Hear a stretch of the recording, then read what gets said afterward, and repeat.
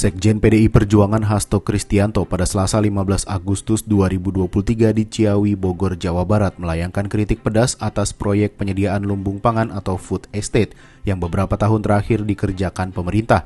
Hasto menyebut proyek food estate sebagai kejahatan lingkungan.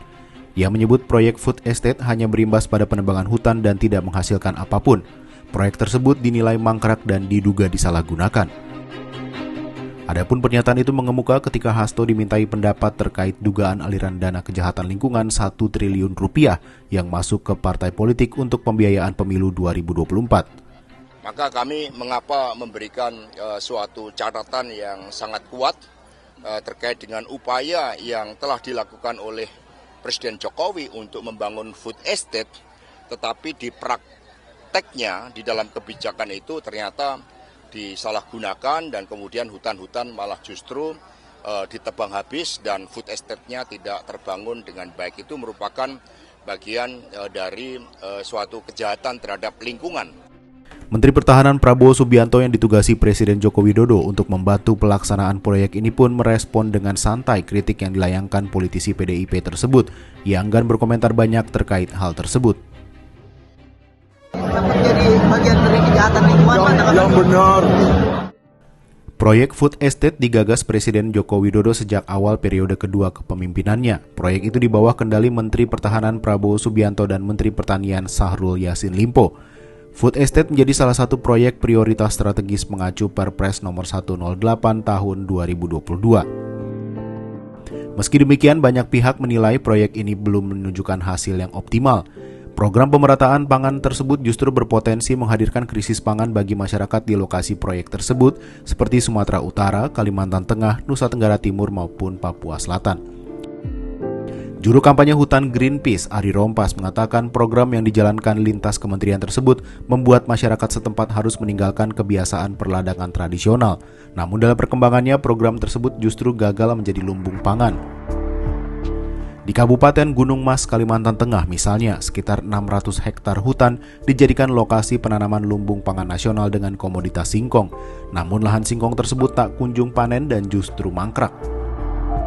Akibatnya masyarakat tidak mendapatkan manfaat dari program food estate tersebut. Di sisi lain, lahan mereka untuk mendapatkan sumber pangan lokal telah berubah menjadi lahan tandus.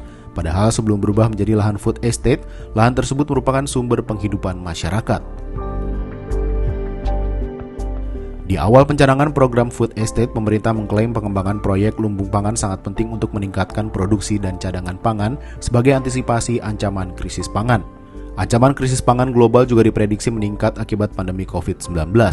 Mengacu Indeks Ketahanan Pangan Global atau Global Food Security Index, skor Indonesia tercatat sebesar 60,2 poin pada 2022. Berdasarkan laporan Economist Impact, skor GFSI milik Indonesia meningkat 1,7% dibandingkan pada 2021 sebesar 59,2 poin.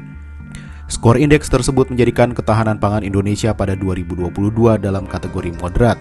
Indonesia berada di peringkat ke-63 dari 113 negara, diapit oleh Tunisia dan Kolombia yang masing-masing memiliki skor 60,3 poin dan 60,1 poin. Menilik sejarah, proyek food estate Jokowi sebenarnya bukan yang pertama kali digagas. Program serupa pernah diinisiasi di masa pemerintahan presiden-presiden sebelumnya. Presiden Soeharto di masa Orde Baru misalnya meningkatkan cadangan pangan melalui intensifikasi dan ekstensifikasi pertanian. Pemerintah melalui program bimbingan massal atau BIMAS berupaya mendorong peningkatan hasil produksi beras. Adapun Presiden Susilo Bambang Yudhoyono menjalankan program ketahanan pangan melalui Merauke Integrated Energy State pada 2010. Pada 2011, pemerintahan SBY membuat food estate Bulungan, Kalimantan Utara dengan target mencetak 30.000 hektar sawah dan food estate Ketapang, Kalimantan Barat pada 2013 dengan target mencetak 100.000 hektar sawah. Peneliti dan juru kampanye Food First Information and Action Network Indonesia, Betty Tiominar, menyebut kegagalan program food estate di sejumlah daerah di masa pemerintahan sebelumnya seharusnya mendorong evaluasi dari pemerintah. Menurut ia, pemerintah tidak seharusnya melakukan penyeragaman pangan, tetapi mengembangkan pangan yang sesuai dengan kebutuhan dan kondisi di daerah tersebut.